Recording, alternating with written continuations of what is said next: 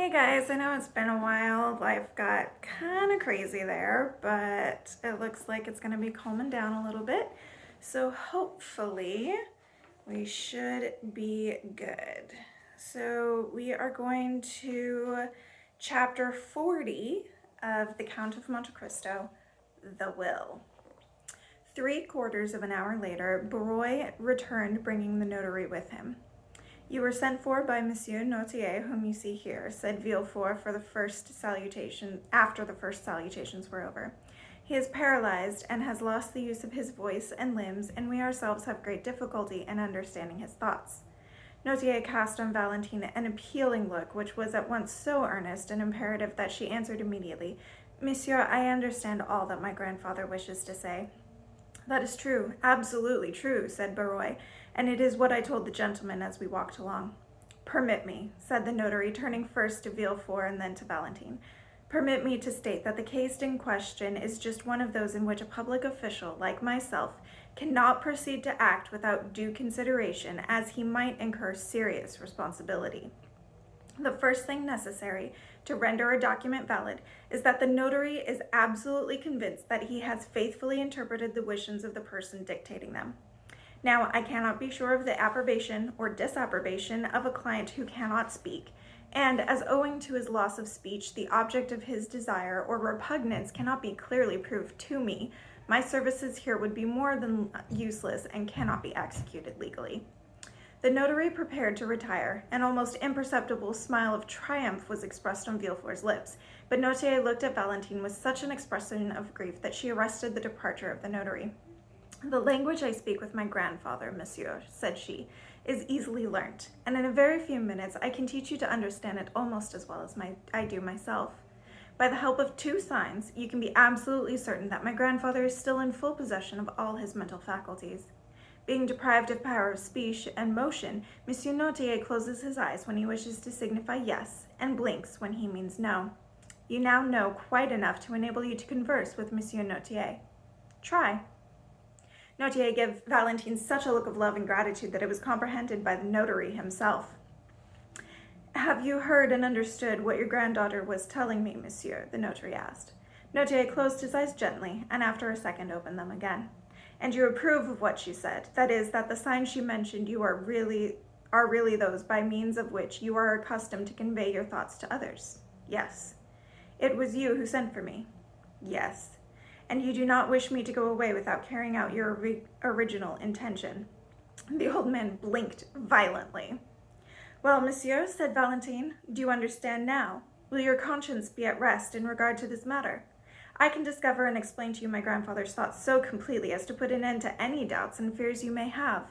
I have now been 6 years with Monsieur Notier, and let him tell you if, during that time, he has ever entertained a thought which he was unable to make me understand." "No," signaled the old man. "Let us try what we can do then," said the notary. "Do you accept this young lady as your interpreter, Monsieur Notier?" "Yes." "What do you require of me, monsieur? What document do you wish me to draw up?" Valentine named all the letters of the alphabet until she came to W. At this letter, Notier's eloquent eyes notified that she was to stop. "It is very evident that is the letter W Monsieur Notier wants," the notary said. "Wait," said Valentine, and turning to her grandfather, she repeated, "Wa, we, wi." Her grandfather stopped her at the last syllable. Valentine then took the dictionary, and the notary watched her while she turned over the pages. She passed her finger slowly down the columns, and when she came to the word will, Monsieur Notier bade her stop. "Will!" cried the notary. "It is very evident that monsieur desires to make his will." "Yes, yes, yes," motioned the invalid. "Really, monsieur," interposed Villefort, "you must allow that this is most extraordinary, for I cannot see how the will is to be drawn up without Valentine's intervention, and she may, perhaps, be considered as too much interested in its contents to allow of her being a suitable interpreter of the obscure and ill-defined wishes of her grandfather." "No, no, no," replied the eyes of the paralytic. "What? Do you mean to say that Valentine is not interested in your will?" said Villefort. "No. What appeared to me so impossible an hour ago has now become quite easy and practicable," said the notary, whose interest had been greatly excited.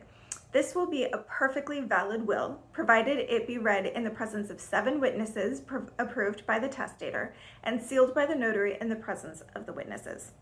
In order to make the instrument incontestable, I shall give it the greatest possible authenticity. One of my colleagues will help me, and, contrary to custom, will assist in the direction of the instrument. Dictation of the instrument. Are you satisfied, monsieur? Continued the notary, addressing Monsieur Notier.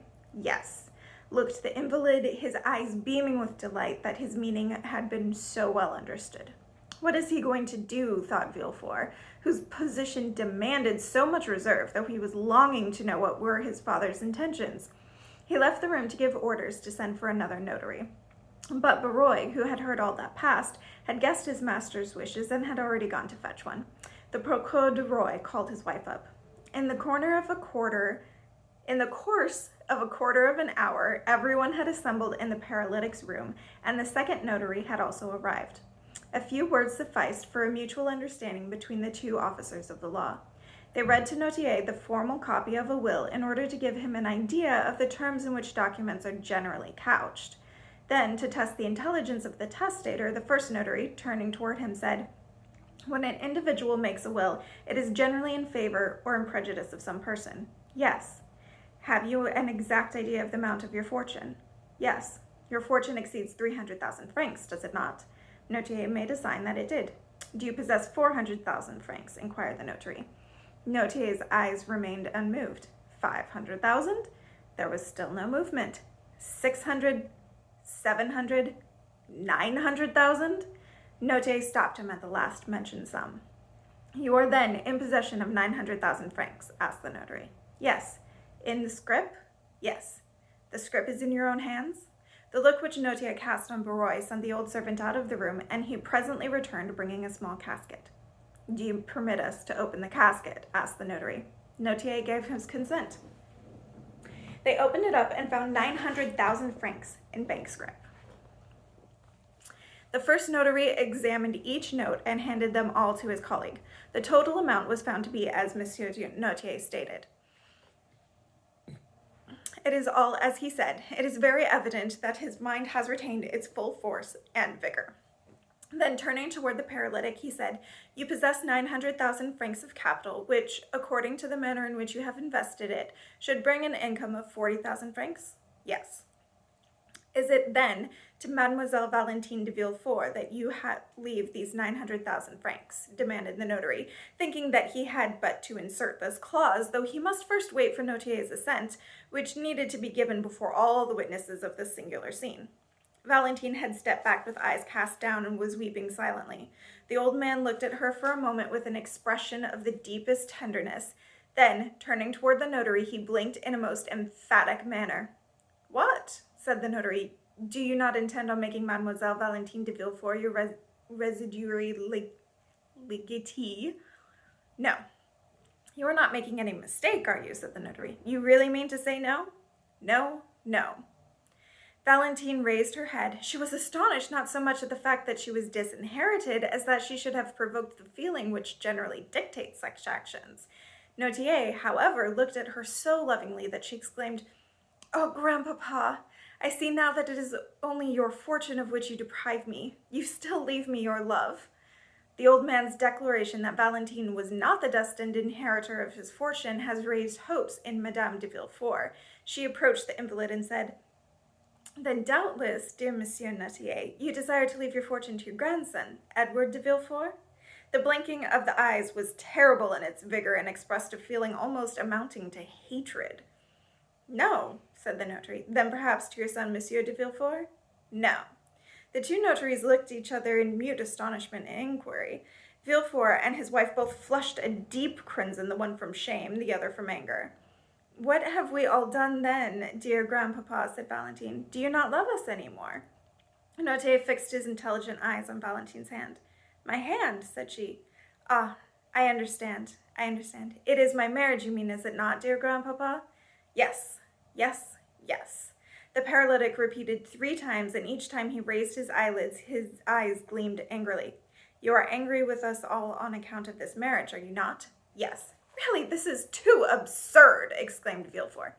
Excuse me, monsieur, said the notary, but it is, on the contrary, very logical, and I quite follow this train of thought. You do not wish me to marry Monsieur Franz de Epinay, observed Valentine. I do not wish it, said her grandfather's eyes. And you disinherit your granddaughter, continued the notary, because she has contracted an engagement contrary to your wishes. Yes. There was profound silence. The two notaries entered into consultation. Valentine, her hands clasped, looked at her father with a smile of intense gratitude, and Villefort bit his thin lips in suppressed anger, while Madame de Villefort could not succeed in repressing an inward feeling of joy which, in spite of herself, was depicted on her whole countenance. But I consider that I am the best judge of the propriety of the marriage in question, said Villefort, who was the first to break the silence. I alone possess the right to dispose of my daughter's hand. It is my wish that she should marry Monsieur Franz de Epinay, and marry him she shall. Valentine sank into a chair, weeping. How do you intend of disposing of your fortune, monsieur, in the event of Mademoiselle de Villefort marrying Monsieur Franz, said the notary. You will, of course, dispose of it in some way or another. Yes. In favor of some member of your family? No. Do you intend devoting it to charitable purposes, then? Yes. But you are aware that the law does not allow a son to be entirely deprived of his patrimony, said the notary. Yes. Then you only intend to dispose of that part of your fortune which the law allows you to subtract from your son's inheritance? Notier made no answer. Do you still wish to dispose of all? Yes. But they will contest the will after your death. No. My father knows me, replied Villefort. He is quite sure that his wishes will be held sacred by me. Besides, he understands that in my position I cannot plead against the poor.